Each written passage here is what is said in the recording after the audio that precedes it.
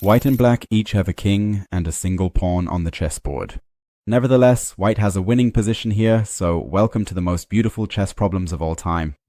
This is a study by Joseph Moravec, and it's white's move. As mentioned, white can already win this game, so feel free to pause the video and try to find the solution yourself. So, you had the chance to pause the video, and now let's take a look at the solution.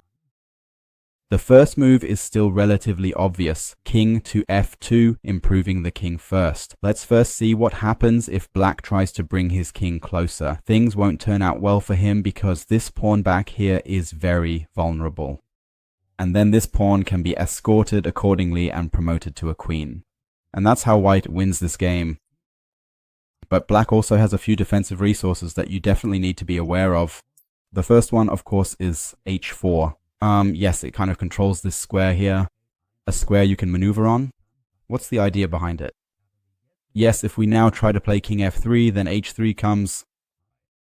And, well, how does it continue from here, right? If g takes h3 happens, then we have a rook pawn, and the task of this king is simply to get to these two squares. That way, he secures the draw. Let's take a look at that.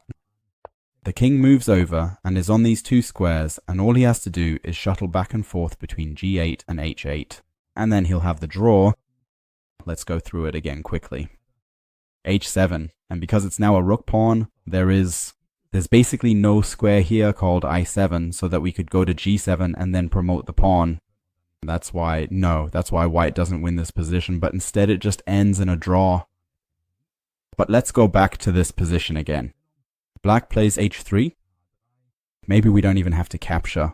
Maybe we can also play something like simply g4 ourselves. We take the pawn, and then we don't have a rook pawn. But it still won't turn out that great, because black can first distract our king very far away. And then black simply brings their own king over.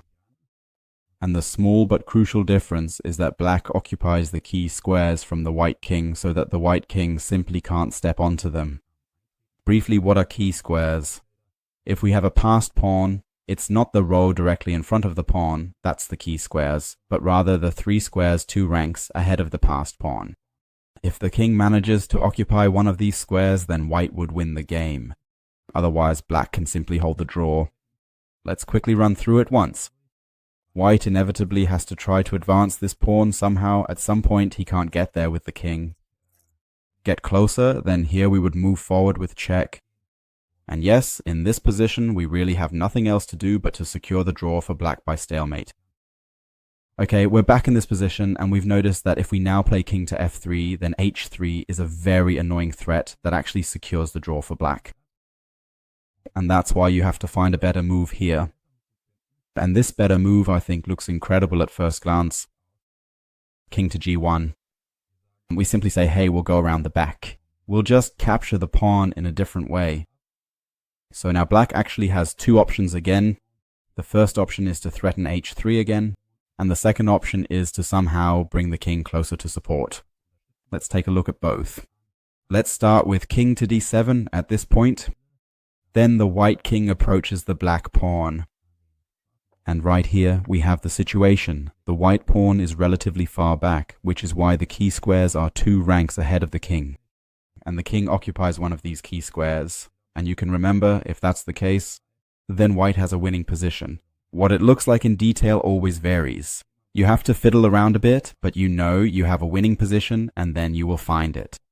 You'll be able to find the win relatively easily. It's always important to make sure that when you advance the pawn, you always occupy one of these key squares 2 ranks ahead of the pawn with your king. Or if you don't occupy it yet, that you can occupy it with your next move. Let's walk through it here. Right here, we can once again flank with the king and roll out the red carpet for our pawn. And at this point, we'll win the game. But the more interesting attempt is actually h3. That one already cost us a few nerves earlier. What does white do in this position? And now, the really charming thing is we don't even move to g4 yet. We don't capture at all, because a rook pawn is always bad. That's why g3. And yes, now the king will try to get closer accordingly. And here we take this pawn. And here are these key squares of the black king. He can't prevent the white king from moving to one of these key squares as well. At first glance, with king to g6, it looks like white cannot occupy a key square here, but we can force this opposition, and no matter where the black king goes now, there will always be one of these squares, one of these key squares available for the white king. And we know that as soon as the king is on one of these squares, we have a winning position, and the rest is basically just moving the pieces back and forth a bit.